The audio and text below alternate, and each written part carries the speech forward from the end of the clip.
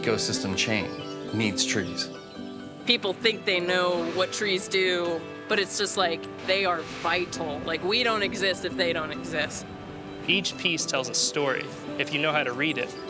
When we live around wood, it feels good. There's like a warmth to it. It shows the wear of the people that have lived around it. Timber plays a big role in our community.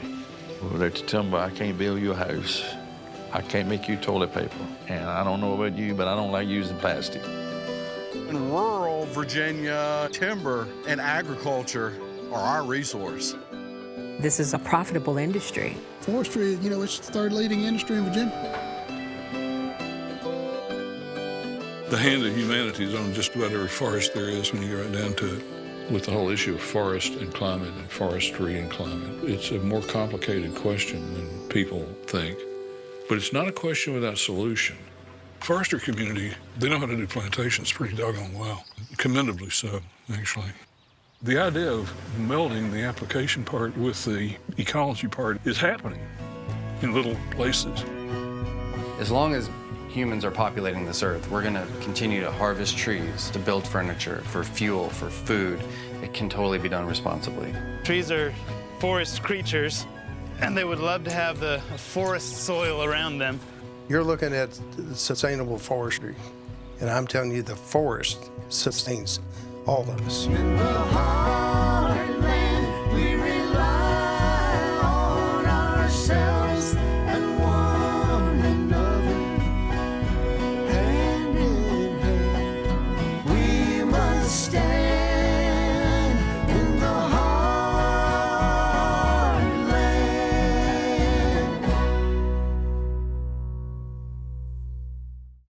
Production funding for Life in the Heartland was provided by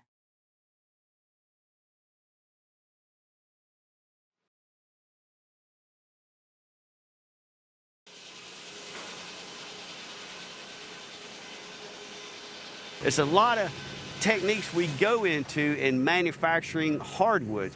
This has a tiger stripe. You can see it down the side of that board. What happens is it's competing for sunlight. When this tree's growing, it's like, I can move a little bit, hey, I can get more light, I can be really good. Look how pretty I am, right? What it does, it puts a twist in the grain. It creates a beautiful character to this wood. Trees are intelligent, to be honest with you. Poplar is the most common species in Virginia. It has been on this earth 50 million years. Valerian Pteroplephera is the Latin name. That dark green is your heartwood, okay? It is a very intelligent species. This tree has put up a residual resistance to the gypsy moth, created its own enzyme. It can evolve, and you think, oh, it's just a tree.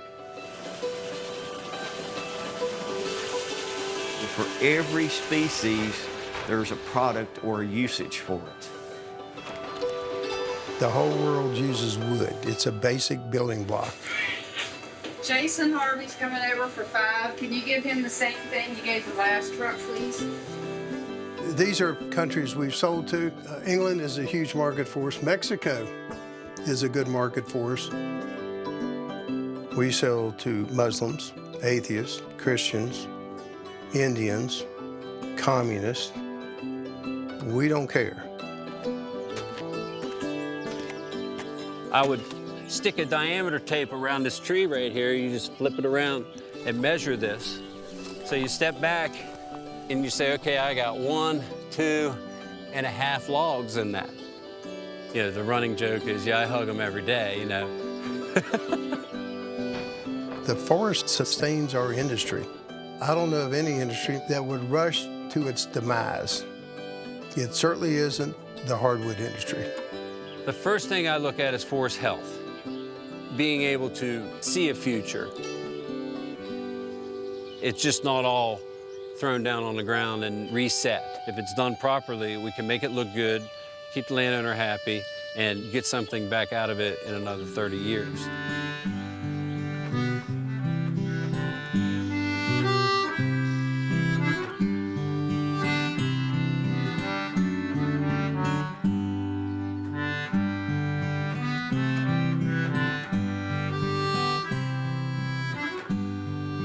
We believe in protecting the environment. Now, If you think we're cutting trees to save the world, we're not, but it's the reality of what we do. It's real easy to look at a logger and say, oh man, they're cutting all the trees. That's not what causes deforestation. It's the parking lots, it's the roadways, it's our houses.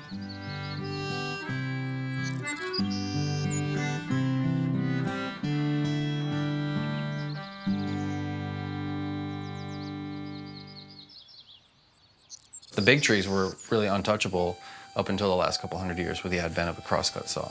It's interesting when you think about the way forests are taken care of. You either have a ecological conservation orientation of putting a big fence around it and don't let anything happen to it and let it take care of itself.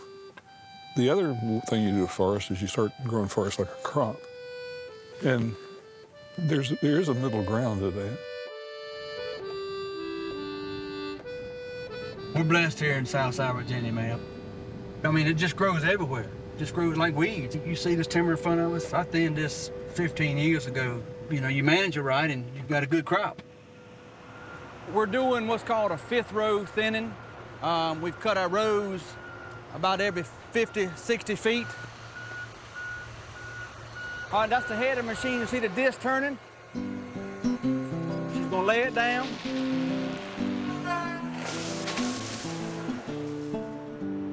This is the big accumulator. It's pretty much what you use to grab the first thing you want. Pull up a little bit. Brunswick County is #1 in timber harvesting in the state of Virginia. What we have are trees, and then those trees have more trees. We're in the Pine Belt. The southeastern corner of Virginia is our wood basket. If I remember the statistics right, last year we cut 12,000 acres of timber in Brunswick County alone. In this county, that's what we do. We either farm or we log.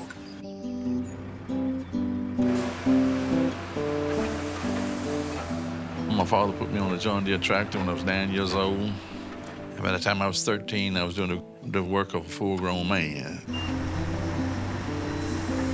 Haul log, pull wood, practically anything would go across that truck could make $1. We used to handle pulpwood by hand. It didn't have a machine. You used to tote the wood on your shoulder, and your shoulder gonna be tough, black, and hair gonna come out that shoulder. Just like a big callus on it. It won't ever get back like this one is. I'm the oldest. My brother started landscaping years ago and got into the mulch business, and the mulch business needed wood fiber, so he got into the logging business. So we use pine bark from the sawmills, paper mills, is the base for all of our mulches. There are some exotic components. Peruvian seabird guano was in one product that we had. Our company was established in 1965 by my grandfather. So if we can make it a few more years, we'll have been in the business 60 years.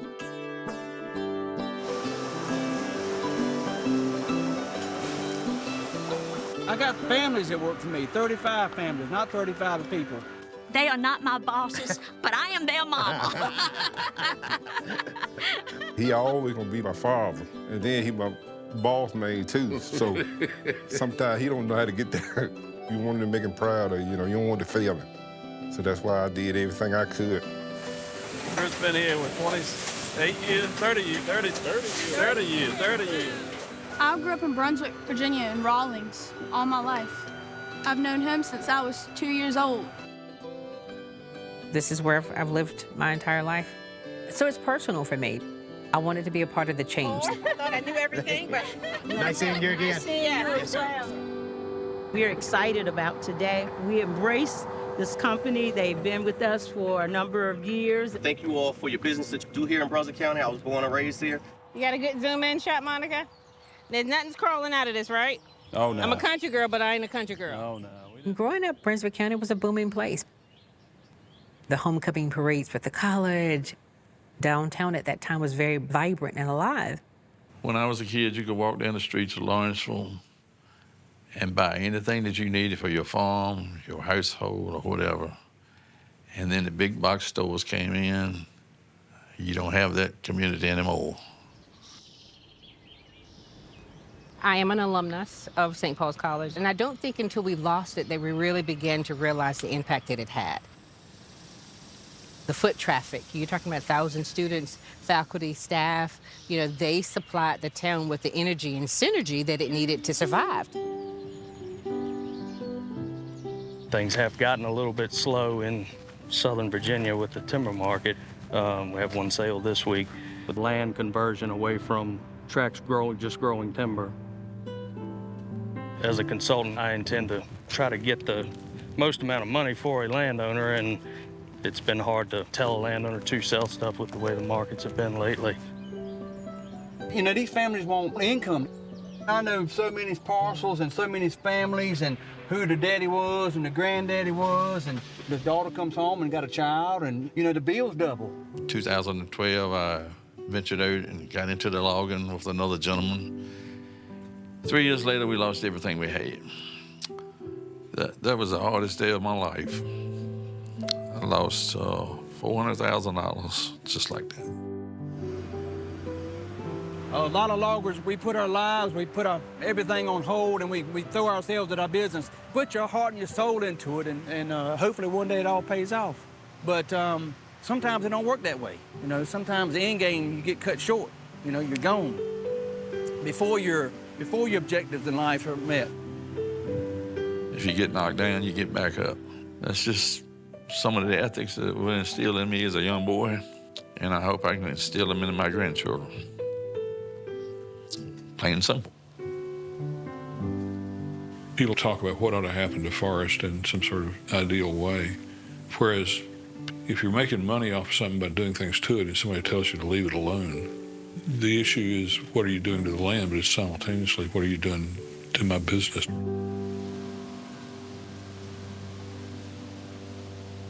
Strongly wounded forests like this one really is take a long time to recover. And Chesapeake blight had come through and killed half the trees in some of these stands. So the place was hammered. See, I'm guessing they're probably 80, 90 years old, something like that, which is not old for a tree. There was a question of whether you could take severely damaged land and actually turn it into something. There was a tendency to get rid of trees, to burn up trees. It had a lot to do with trying to tame the wilderness, which has interesting implications. My interest in ecology started when I was very young. I was kind of a boy bird watcher in the swamps of Arkansas. And I've spent most of the last part of my career working as a plant ecologist, particularly large-scale plant ecology. I was fascinated by statistics, and I got interested in if the forests are like this, what's the chance the next bird you're going to see is going to be a whatever, prothonotary warbler. The thing that wasn't included in the question was what happens if the climate changes out from under you. It's a little complicated. And the problem with forests is they don't change very rapidly. You have to kind of infer what's going to happen. So we built these computer models of the individual trees, and we tested them by seeing if they could capture the change in forests as you go up a mountain. Climate is changing with the altitude. Where you could reconstruct the trees around the lake for back to the last ice age. And it pretty much scared the pants off of me. All those things predicted a 2-degree temperature change, which was what we're talking about now. What would it do to the world's forests? And the answer is it would change about 50% of them to something else.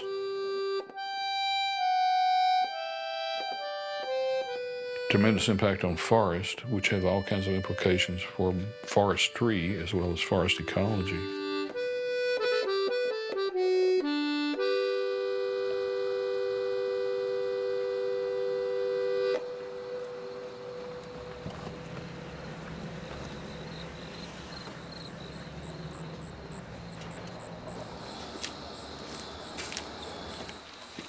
There's all kinds of pressure on our lives when we intervene in a way of paving and, obviously building a house takes up the footprint where wild things would be. There's got to be a way, right, for us to live in some homeostasis.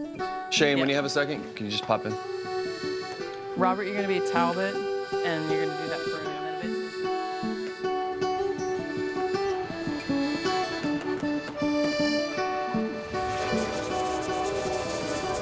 The 1590 is a no-go. The fuel line's not even attached right now. So. Right, so we can't use it. Okay. Yeah.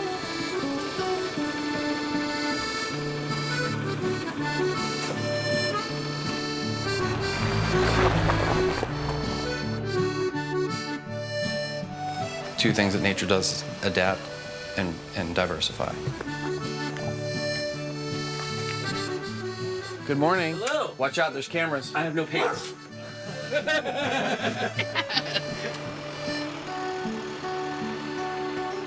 Plan today will be prune the whole thing. Now that I see it, you might nose up with the bucket, and it'll be a little challenging because the tree has been topped to like do normal cutbacks. Silviculture is the study and cultivation of trees and forests and how they work together. We find ourselves in kind of an empty room as far as tree workers go. The model that I came up with in tree work is really tied to the forestry model of you cut it down, you replant, you spray it when it's sick. There was no holistic approach to looking at a tree in the landscape and its relationship to the other plants in the landscape and what they were all doing or trying to do or not doing together. There's the nuts and bolts day-to-day of tree work, and then there's the philosophy of we just love trees. Tuck it in a little bit, just show it off. It's a really cool tree. All right, talk to you guys later. Trees have evolved to have buddies nearby. This idea of you need to plant them 40 feet apart because they're competing with each other for sunlight is the forestry model of you want to grow a tree as fast as you can in 20 years. That would not happen in a natural environment. There would be all kinds of associated plants and trees growing together.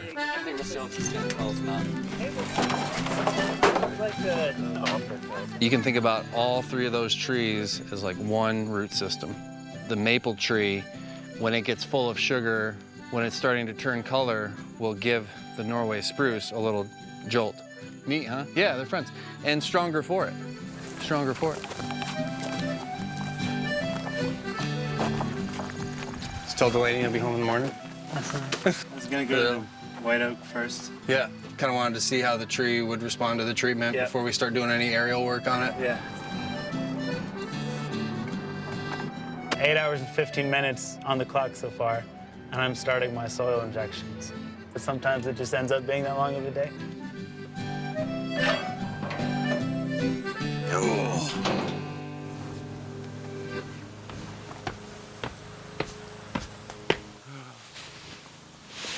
When you get trees in urban and suburban environments, they're just so out of their natural habitat. There's no fungus or very little fungus in the soil. My background in learning this was for an agricultural applications. Jason knows trees so well, and we're kind of meeting in the middle to make this new holistic plant healthcare. This composting method was designed to create huge amount of fungus to help plants and trees, and we took that idea, made the compost, made those microbes, took those microbes out, put them into this concentrate, and here we are putting it into the soil. The more fungus you can get them, the better. I'll be impressed if you can make good TV out of this.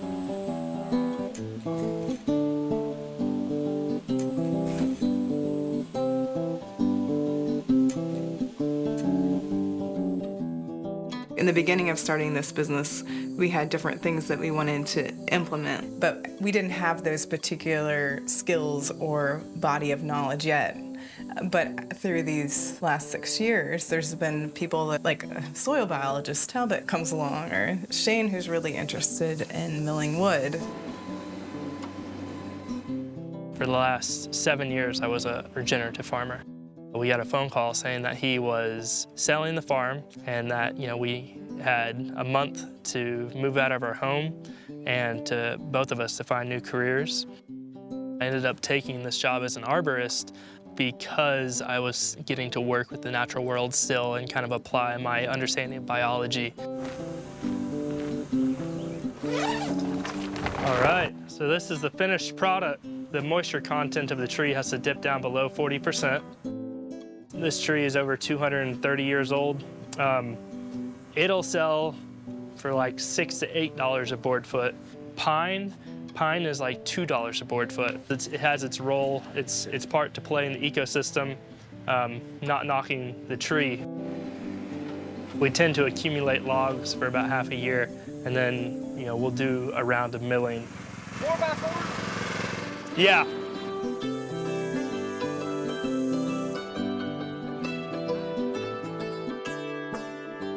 This tree is probably around 40, 45-ish. What would you say, Barry? Is that about right? I think it's about right. Yeah. Yeah.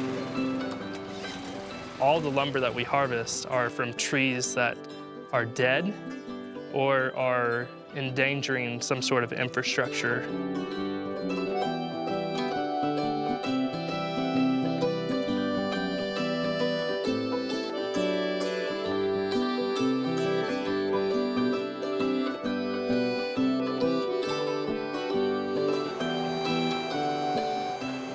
So black walnuts and hackberries in particular are companion trees. They form a guild. So yeah, this walnut is going to kind of lose its buddy, but something else will grow.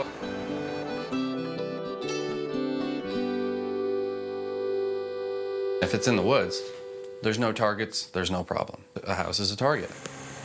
Can you cable down just a little bit? We're not logging for our livelihood, but we take down trees all the time. If we get called into a property to look at a tree, we often will sometimes start having like therapy sessions. Well, I'm just scared of it, I want to take it down. And we start looking from the ground up at, is the tree safe? Can we see cavities? Is it uprooting? Are there dead branches? Things like that. Even my own trees in my backyard when I first started, I was just like watching them. I'm like, I just paid to live in this house. I own it now. These are my problem. And now I know all the things that like could go wrong with them, you know, but then they're designed to hold up their own weight, you know, and things do fail. But like, there's ways around that, yeah, and that's what we're here for.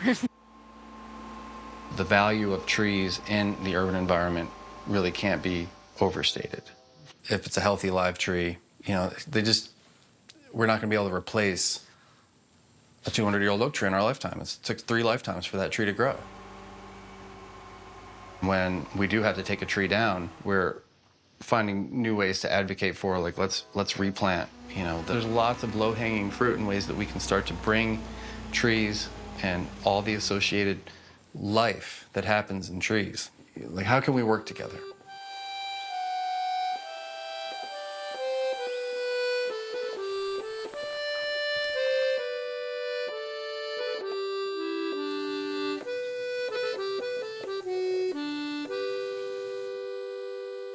There's a lot of beliefs, and they're sometimes reinforced by sort of sideways reading of the Bible even, that you're supposed to have dominion and show dominion over the land. So that the idea is we're in charge, we can do what we want to do, and things that work in the short term tend to get favored under that system.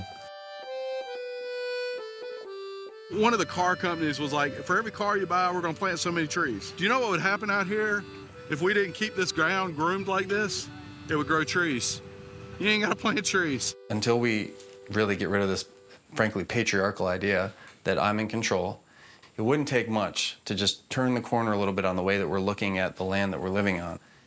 See, it's been a big challenge to foresters to trying to understand better how to do things to produce carbon storage. If we really charged foresters with how can you manage the forest in order to promote better climatic conditions, they will figure out how to do it and do it. So a lot of this debris will definitely go back into the earth and, you know, provide for soil in the future. More insects to break down the wood, you know, I think it's a better thing for the future. The thing we need is a generational consciousness to leave the world better for the next people that come. Probably my best thing I've learned about life is the people. And it's the people that work here, and the people we do business with. They're the same from Vietnam to Mexico. We're all connected. We live here. A good life is to be able to take care of your family, take care of your guys that work for you, and spend as much time with them as you can. That's all that matters. You wrote this song? Yeah. It's so good. Yes. Will you play it on piano? Oh, okay. The 2 root systems will all just help each other, just like a married couple. We make a good team. I'm the muscle and she's the brains. That's not completely true. On either side. And over time, this will get fuzzy again. You know, you're not gonna stop God. You're not gonna stop Mother Nature. It's gonna still grow up again. Dealing with the earth, the soil, it's kind of like it cures you. It makes you whole. You know, I've been on these dirt paths and done all this stuff and planted it back, and it makes me feel wealthy. It makes me feel rich. what you get, you take care, keep it looking good. I said, he listened, that's what I told him. And he did pretty good. Collectively, we all just want to see life here again. What do I think holds society together? It's a common thread of hope. A hope for a better life for our children. I want to leave a path for them to say, we did that together.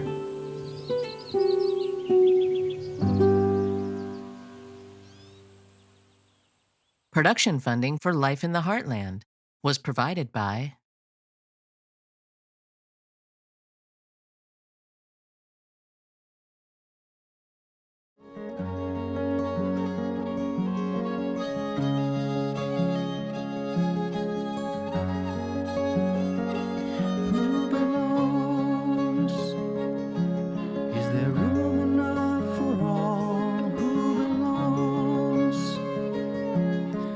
stand or do we fall? And is there room in our hearts for this whole land?